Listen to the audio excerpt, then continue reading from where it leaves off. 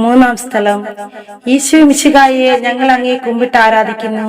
എന്തുകൊണ്ടെന്നാൽ വിശുദ്ധ കുരിശിനാൽ അങ്ങ് ലോകത്തെ രക്ഷിച്ചു. കുരിശിൻ കനത്ത ഭാരം താങ്ങുവാൻ കഴിയാതെ ലോകനാഥൻ പാദങ്ങൾ പതറി വീണു. കല്ലുകൾ നിറയും പേരുവഴിയിൽ തൃപ്പാദം കല്ലിന്മേൽ തട്ടി മുറിഞ്ഞു. ചെന്നിടം വാർന്നൊഴുകി. മാനവരില്ല വാനവരില്ല താങ്ങി തുണച്ചിടുവാൻ. അനുതാപമൂറുന്ന ചുടുകണ്ണു നീർത്തൂകി അണയുന്നു മുൻപ് ഞങ്ങൾ. കുരിശിൻ കനത്ത ഭാരം താങ്ങുവാൻ കഴിയാതെ ലോകനാഥൻ പാദങ്ങൾ പതറി വീണു.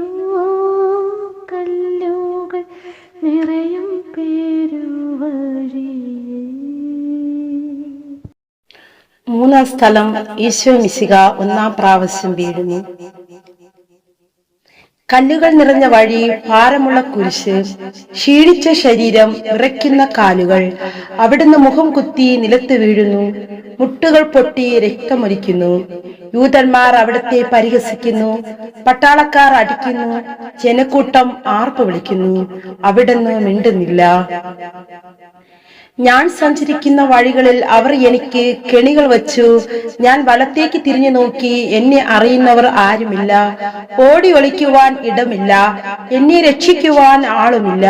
അവിടുന്ന് നമ്മുടെ ഭാരം ചുമക്കുന്നു. നമുക്ക് വേണ്ടി അവിടുന്ന് സഹിച്ചു. കർത്താവെ, ഞാൻ വഹിക്കുന്ന കുരിശിനും ഭാരമുണ്ട്. പലപ്പോഴും കുരിശോട് കൂടെ ഞാനും നിലത്ത് വീണു പോകുന്നു. മറ്റുള്ളവർ അത് കണ്ട് പരിഹസിക്കുകയും എന്റെ വേദന വർദ്ധിപ്പിക്കുകയും ചെയ്യാറുണ്ട്. കർത്താവെ, എനിക്ക് വീഴ്ചകൾ ഉണ്ടാകുമ്പോൾ എന്നെ തന്നെ നിയന്ത്രിക്കുവാൻ എന്നെ പഠിപ്പിക്കണമേ. കുരിശ് വഹിക്കുവാൻ ശക്തിയില്ലാതെ ഞാൻ തളരുമ്പോൾ എന്നെ സഹായിക്കണമേ. കർത്താവെ, എന്നെ അനുഗ്രഹിക്കണമേ.